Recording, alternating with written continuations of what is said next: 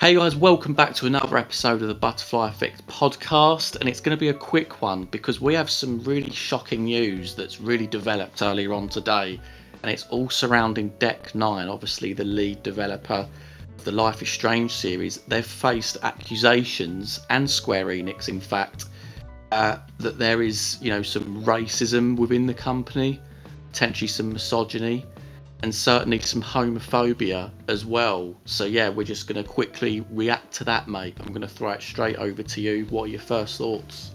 Yeah, I mean, you know what? It's gutting, and it's crazy because it's come in a series where a lot of our favorite studios, Jack, are just going through the mill at the minute.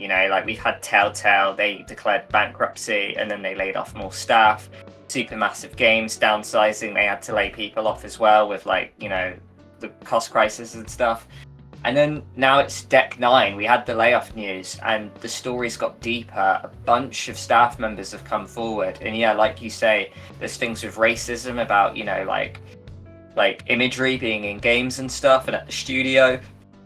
We've got stories of the CEO, Zach Garris, who's like being really creepy to women, treating them to saying, oh yeah, I can get you a promotion. And then, like lurking around, treating them horribly and stuff. There's some really harrowing stories that have come out of this story, mate, this article. There's a load of them, the most popular one's the IGN one, which is, there.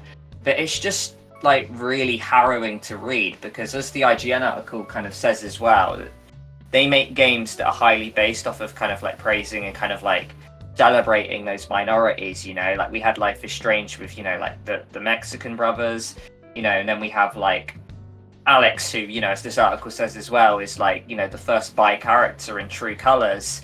And, this is a studio who pride themselves on being really kind of like LGBT friendly. So it's just absolutely harrowing, mate, to hear that there's these like accusations. Like the last studio I'd expect this. So yeah, no, I'm kind of in a state of shock, mate, and it kind of makes me wonder if these sources are true. It kind of goes to the point where I'm almost like, do you have to end up boycotting, the studio at this point?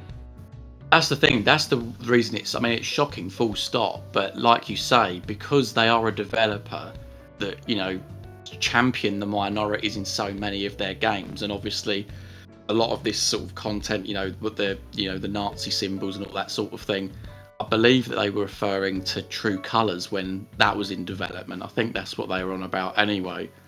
So yeah, just really shocking, and obviously you have to show sympathy to like the people that are affected by this. But if there was one developer you'd think that it wouldn't be occurring from, you'd think it would be Deck 9 because of these games, and it's got to the point now where, because of the layoffs, the 20% layoffs, they also had The Expanse, which, let's face it, like it under-delivered, like it wasn't a great game.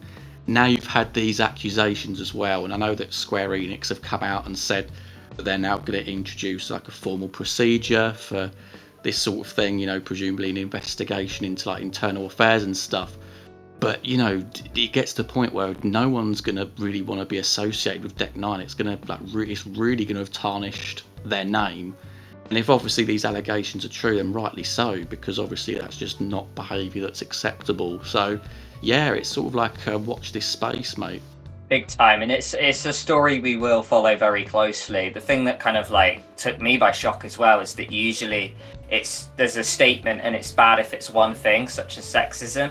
It's not just that, it's like almost all the crimes at once. We're reading this article, like you say, there's misogyny, there's race, there's like kind of almost like anti-Semitism, white supremacy in here, misogyny.